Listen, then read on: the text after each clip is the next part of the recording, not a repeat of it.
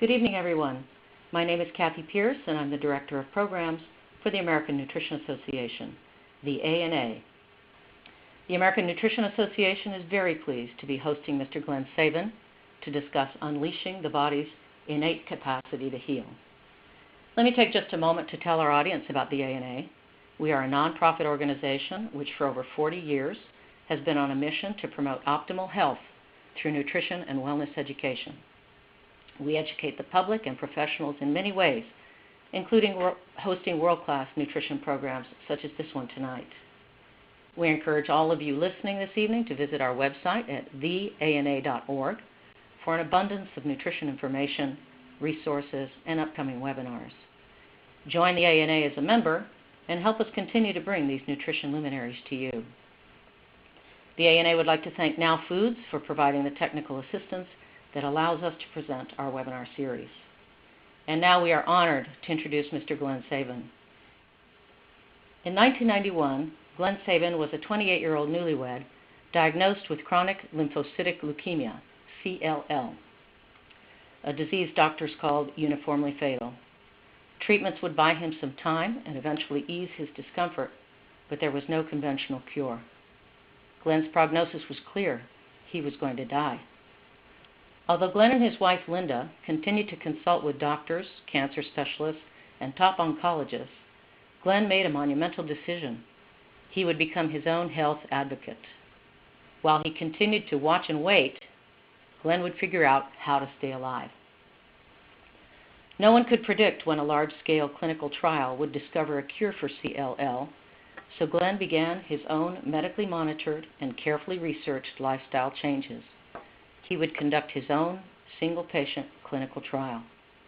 What happens next will be shared in detail by Glenn over the next hour, and Glenn will answer a few previously submitted questions at the conclusion of his presentation. Welcome, Glenn. It's an honor to have you with us. Thank you, Kathy. It's a pleasure to be here with you and an honor to be able to share my story with members of such an esteemed organization responsible for educating our global community on the connection between nutrition and health. Many of us are frustrated with today's standard of cancer care. Why is the focus just on the tumors, not the host, the whole person? I'm frustrated too, and that's why I'm here to share my story. Like many folks, I believe that today's standard of care doesn't adequately address the profound psychological and psychosocial needs of cancer patients. Today's standard of care doesn't adequately address the power of food as medicine. Today's standard of care does not adequately address the importance of exercise to fight fatigue, ward off depression, increase cognitive ability, and to improve survivorship. Many of you are here with us to learn about the ideas to prevent and treat cancer. And it can be incredibly difficult to make decisions about cancer care.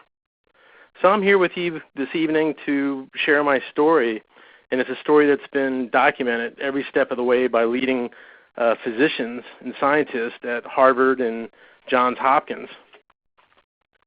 It was the fall of 1991, and I was 28 years young and had recently married my childhood sweetheart, Linda, and we had our entire lives ahead of us. We were incredibly happy. And I was running an award-winning entertainment-based media company. I just loved my work. And I had a chance to hang out with famous musicians and celebrities and even some popular DC power couples. And I put in long hours of often stressful, deadline-driven media environment.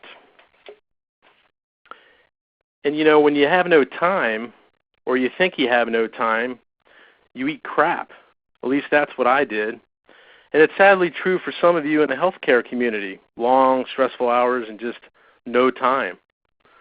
So my typical diet consists of hams, eggs, and potatoes most mornings, followed by a couple 20-ounce cups of 7-Eleven coffee and a 3-pack of Ho-Hos before noon.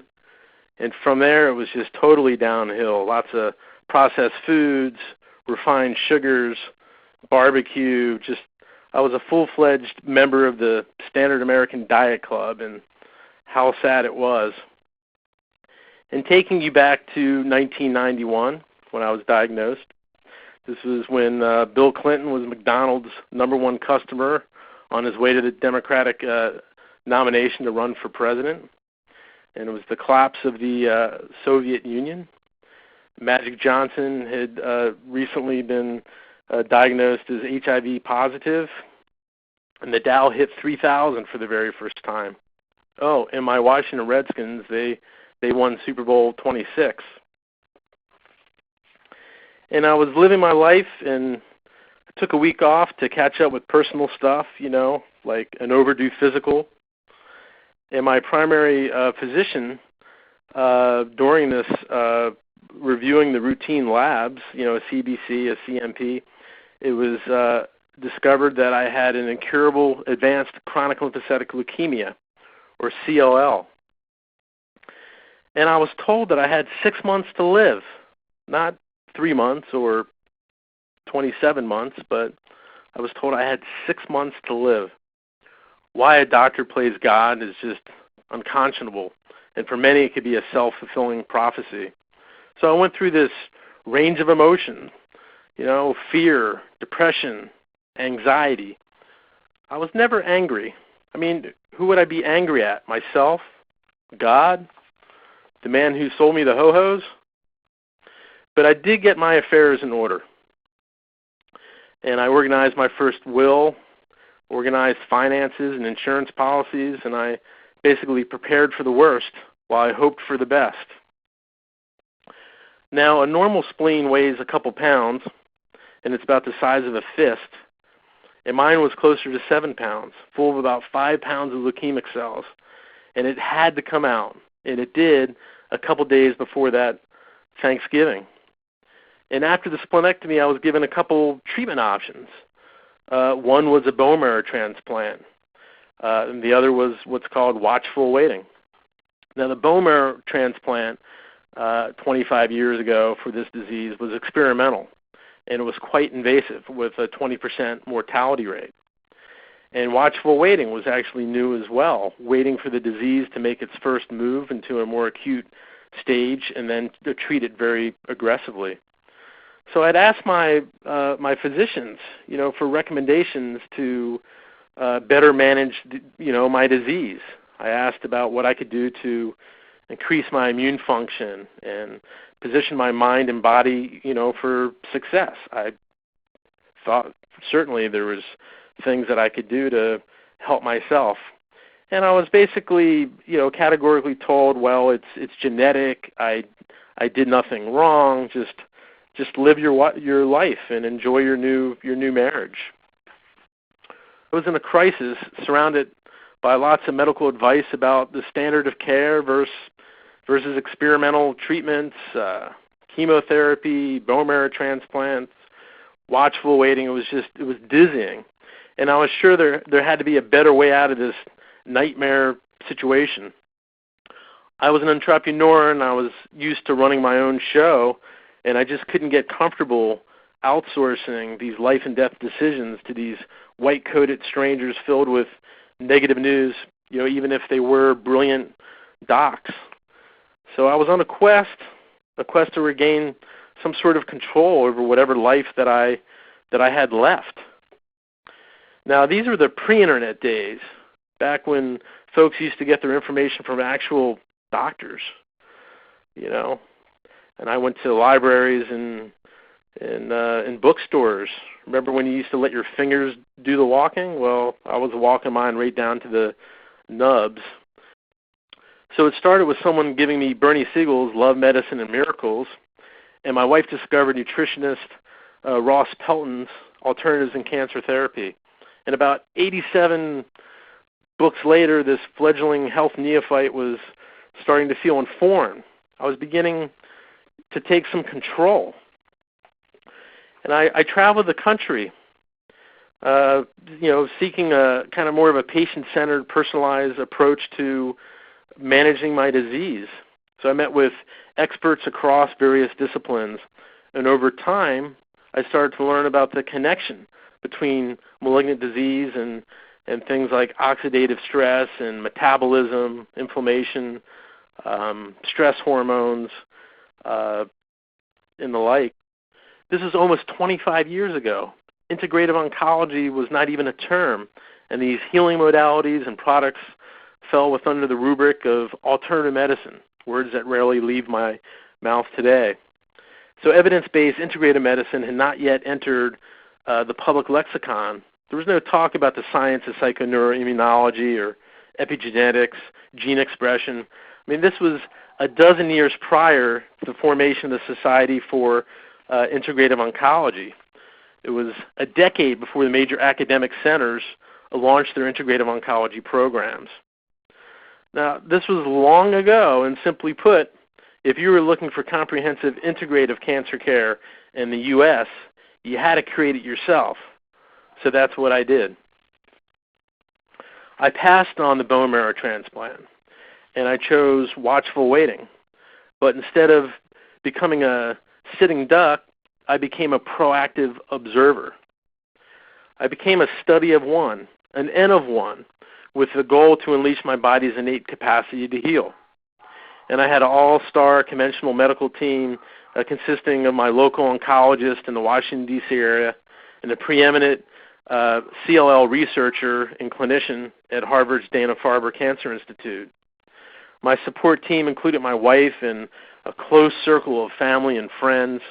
You know, a psychosocial support system is the core pillar, the foundation that keeps hope alive even against tall odds. And I incorporated meditation and deep breathing, mindfulness, and other forms of mind-body medicine. My nutrition focused on organically grown, nutrient-dense whole foods. I essentially eliminated all the processed foods and sugar. I cut out dairy and meat, but did continue to eat, a good amount of omega-rich cold water fish. And I followed a well-placed supplementation program guided by a nutritional pharmacologist, basically a nutritionist with also training as a licensed pharmacist. And I exercised daily, doing cardio and weightlifting to increase my my metabolism and to unleash my brain's natural, powerful pharmacopoeia and to reduce the stress of life and a cancer diagnosis. I got adequate, restorative sleep and to reduce the inflammation load, and I focused on, really clean intake of a good quantity of filtered water. So it was a strict regimen, but it was working. And I was feeling great. I was living my life and enjoying my beautiful family, watching my sons grow up, sons that I thought I might never have. And I was in control, and I was working with the complete medical team. I was beating the odds. Then one day, 12 years after diagnosis in 2003, my world changed again, and the cancer regained control. And I became very ill. I had a Coombs-positive hemolytic anemia. My hematocrit plummeted to the low 20s, and I was just quite sick. My first experience of the full force and effect of the disease. I had a constant low-grade fever and unrelenting, night sweats. I would go through multiple, sets of clothes and linen changes throughout the night. And I had this incredibly severe fatigue. It took every, ounce of energy just to scrape myself out of bed to, use the restroom. So I made clinical appointments with my local oncologist, as well as the CLL experts at Hopkins and up at Harvard's Dana-Farber Cancer Institute. And there was a consensus among my medical oncology team that I was in dire need of intervention, and everyone pushed for immediate treatment. And the standard of care at that point was still a chemo cocktail in a newer monoclonal antibody and steroids. So, what did this mean? I mean, I felt like I was losing control because I invested over 12 years of self-discipline and significant resources on this experiment of mine. And I wasn't sure if I was ready, for first-line treatment of cytotoxic agents that were no more than a stopgap measure, because this was not a curative intervention. This was just essentially a Band-Aid for future treatment. So I've always been a proponent of the best of evidence-based Western medicine. But, I was hoping, as I waited and watched all these years, that new science would emerge leading to better treatment options. I mean, that's how I rationalized originally not getting this potentially curative bone marrow transplant. So I ended up refusing conventional interventions and decided to continue my experiment because I needed to try to take back control. This was under strict medical supervision, which was very important for me, and I continued to test my body's innate healing capacity. So I took a leave of absence from my business, only dealing with the most pressing matters, the fires that were burning the fastest and hottest. And along with my nutritional pharmacologist, tweaks were made to my protocol to address the changes in my biology. And I continue to get out every day to get moderate amounts of what I term as relaxational exercise, low-impact walking and swimming. I needed to be really careful at that point because of the additional strain on my heart because of the anemia. So my walks, my swims, they were short, but they happened daily. I got out, I increased my heart rate, sucked in plenty of fresh air, let the sun wash over me. I mean, it sure as hell beat laying around the house, feeling sorry for myself. And I took time to focus on de-stressing and to meditate and to basically visualize my body decimating leukemia cells in my bloodstream. I also continued to get, CBCs, complete blood counts, 3 times a week to track the trend, because I knew how far I could reasonably take this experiment, and I relied on the numbers across the blood chemistry to inform this decision-making process. Now, I'm sure none of you would be surprised, but my oncologist didn't necessarily endorse this route. But we all agreed that the data would be the ultimate guide.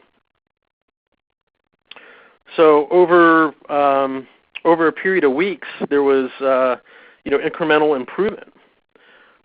My night sweats stopped, my temperature went away, and my blood chemistry completely normalized.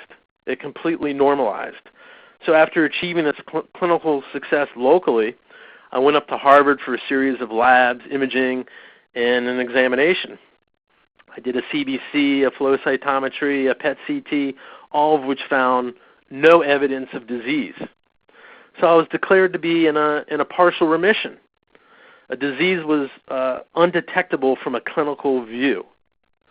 So there was no leukemia seen in the circulatory blood, and only via a deeper pathological view by going into my marrow to do a bone marrow biopsy would active disease be revealed. So the disease was still very active in my marrow, just not in my blood. It originates leukemia from the bone marrow. So this self-induced partial remission ended up lasting 6 years, because I became sick again in 2009. My white blood cells began to rise, my absolute lymphocytes increased, and I once again became anemic. So I had to revisit and re-examine where I was at with my regimen. And at that point, I met a new friend and a colleague, Dr. Keith Block from the Block Center for Integrative Cancer Treatment in Skokie, Illinois.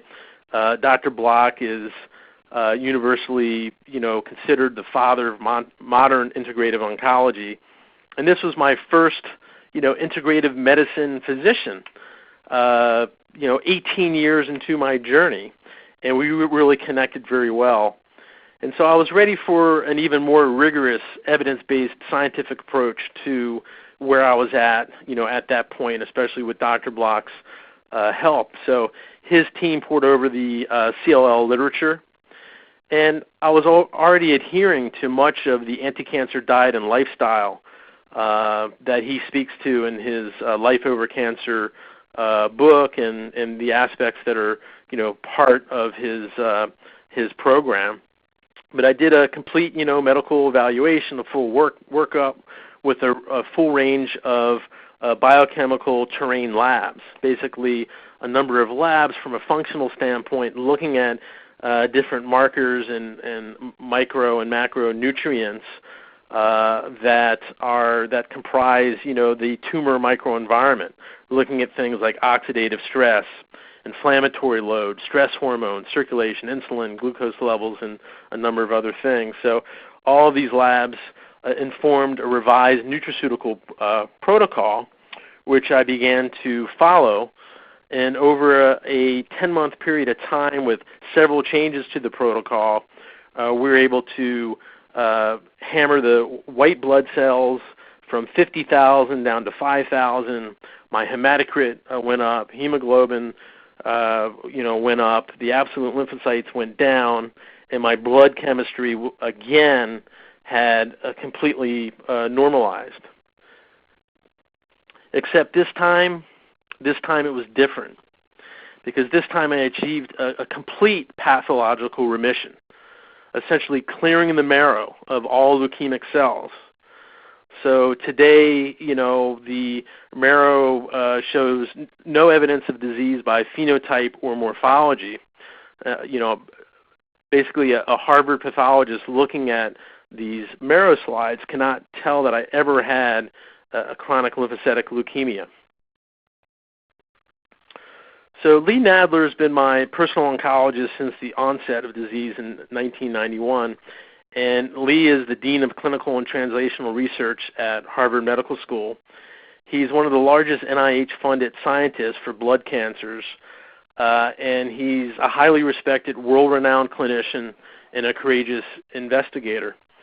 And although not an active proponent of integrative oncology, he's been an active observer, by watching me through, all these years, a quarter century.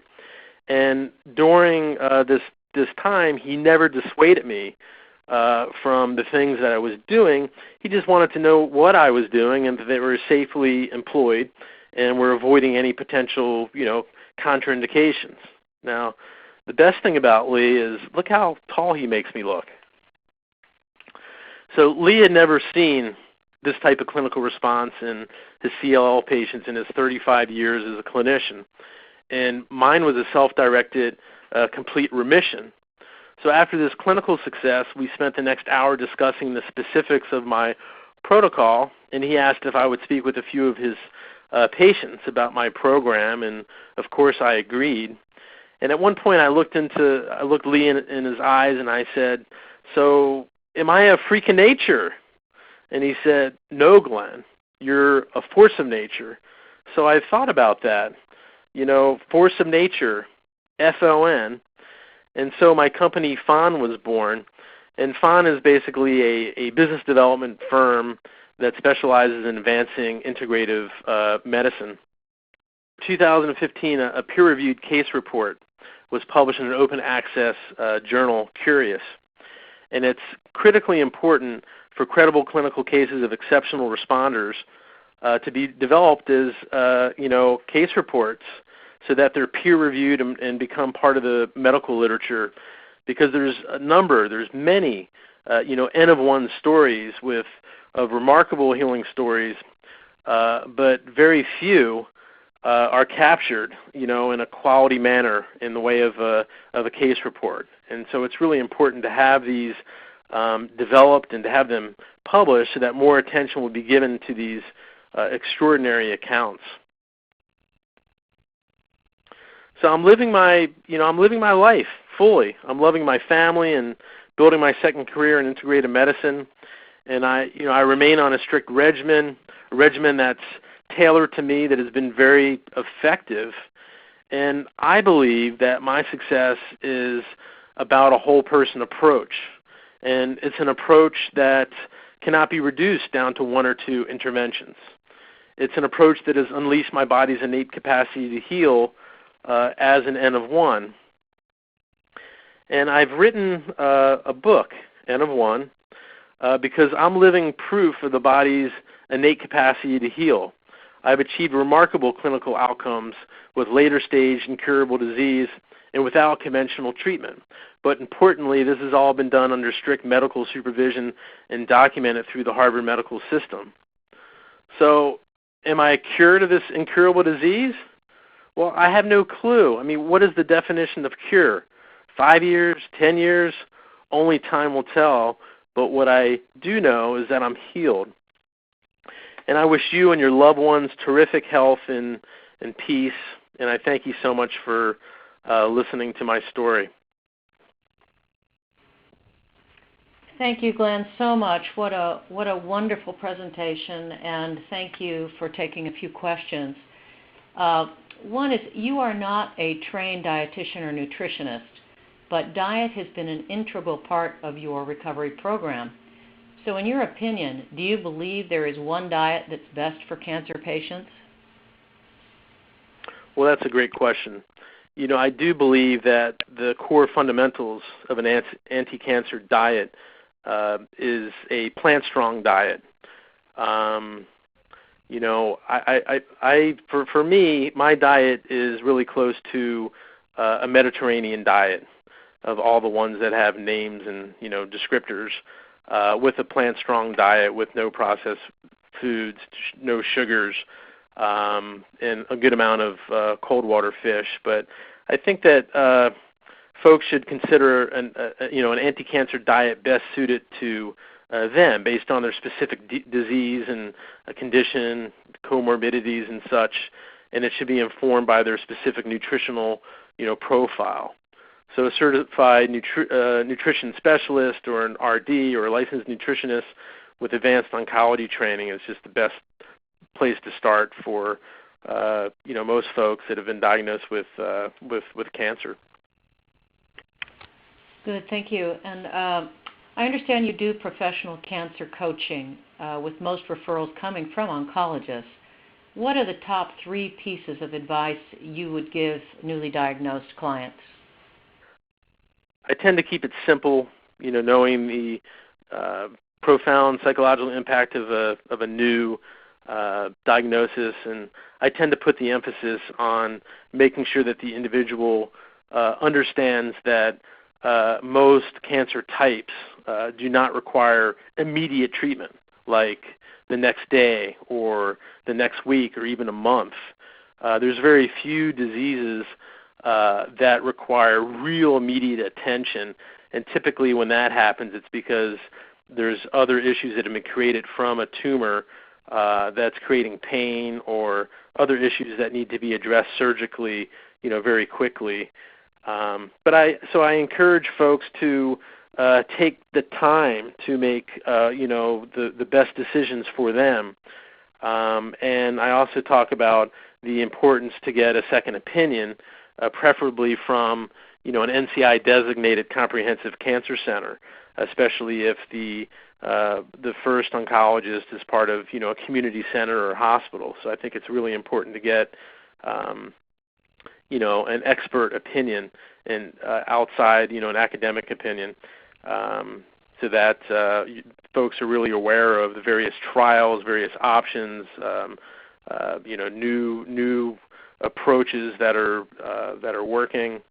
And from a lifestyle perspective, I encourage, of course, regular physical activity that's most appropriate for where folks are currently with their disease and based on their overall condition. And further to any lifestyle input, it's usually just to put down the sugar-laden drinks and juices and swap that out for clean filtered water and drink plenty of it. I don't dig deeper than that during like a first encounter, and I try really hard to avoid overwhelm because folks are already overwhelmed and they can only retain so much. Interesting. I noticed, Glenn, that you toggled a bit with the word cure in your presentation, but the word cure does not appear in your book. Have you cured yourself of CLL? For me, cure is just not a useful word. the notion that after 5 years without recurrent disease, someone is deemed to be cured, to me is just a bit disingenuous. A better approach to me is perhaps for physicians to declare someone disease-free or no evidence of disease based on the limitations of blood tests or CT, PT scans, which don't pick up. It has to be, X amount of cells in order for it to be picked up with the, current technology. So, we all have cancer cells in our bodies, and it's our immune system's job to seek them out and to destroy them. And it's very, very difficult, especially for more advanced disease, to eliminate every cell and to eliminate the cancer stem cells where the disease originates. So, the shame is that most folks, after being told they're cured, they go right back to their habits and lifestyle that perhaps got them in trouble to begin with. And, frankly, many don't even make the necessary lifestyle changes upon diagnosis. So it's hard, these long-term durable remissions become elusive when folks don't at least heed some lifestyle change advice from their physicians or wherever they're able to get that. But so I don't know if I'm cured, but I am healed, and healing is different than cure. Sadly, not everyone can be cured, but I believe that healing should be a goal that's attainable for everyone affected by a life-limiting diagnosis, even if they ultimately succumb to the disease. So personally, I live my life as if I'm healed, but I don't let my guard down in terms of how I live my life. I still employ a comprehensive wellness program to stay as healthy as I possibly can. And, I'm also not perfect. I do the best I can to stay on course. But, yeah, I don't use the word cure to describe my success or, where I am today. Well, that's good advice for everybody about staying on course as best as we can. Glenn, your book, N of One, was written with a medical oncologist. It underwent a scientific edit, legal vetting, and the technical details of your clinical case were published last December in a peer-reviewed journal, now part of medical literature. I know they are indexed on PubMed and Medline. Why did you go to this length, time, energy, and expense to get this book completed? There's lots of claims of remarkable cancer recoveries, and those that are achieved without conventional, standard of care treatment approaches. But often when you look closer and under scrutiny, they just don't stand up.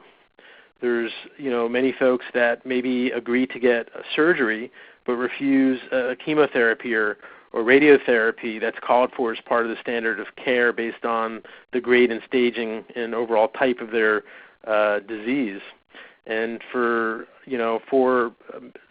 many of these cases, evidently there were clear margins that were achieved with the surgery, and it in and of itself was enough to hold the disease at bay, perhaps, indefinitely. But there's often reported stories that include misdiagnoses or outright, fabrication that's not supported with solid clinical data. So, high-quality, peer-reviewed, and published case reports are critical to capture in the medical literature. And these single case studies are anecdotal, but you put a large enough number of them together and you have something that's much more compelling and much more useful from a scientific standpoint. When I went about, creating the book, that I just knew I needed to involve an oncologist and a scientific editor. It needed to be created in such a way to go beyond reproach, to a point where cynics of integrative medicine or integrative oncology, would find it really difficult to bash. Of course, where there's a will, there's a way. But I offer no conjecture in N of One. It's not prescriptive. I make no pronouncements of, say, the exact pathways targeted by a particular intervention. I don't, get into, well, it was apoptosis that created this remarkable outcome, or it was program, it was the cytotoxic-like effects achieved by clinical dosing of botanicals like a green tea extract, like EGCG or turmeric. I don't talk about modulating of gene expressions through lifestyle alone, or to a point where all the oncogenes were turned off and others more supportive genes were turned on. We just don't know. We'll never know because of the complexity of the comprehensive approach that I took, and of course, outcomes do not prove causation. Very good, thank you.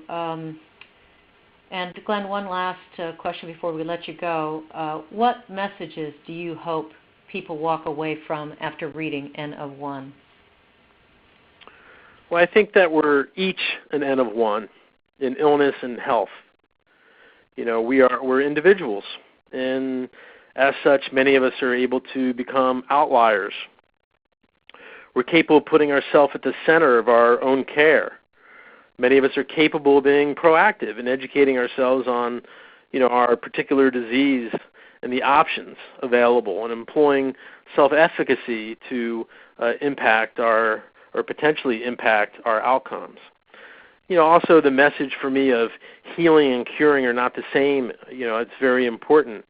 As I mentioned, for many, improving one's quality of life and strengthening and sometimes repairing relationships or finding overall peace is a noble goal and outcome. Thank you, Glenn, so much. Unfortunately, our time is up. This has been an enlightening evening, and we invite our audience to find out more about your story and find an excerpt of N of One at glennsabin.com. That's GLENNSABIN.com. Thank you again, good night, and best of health to you all.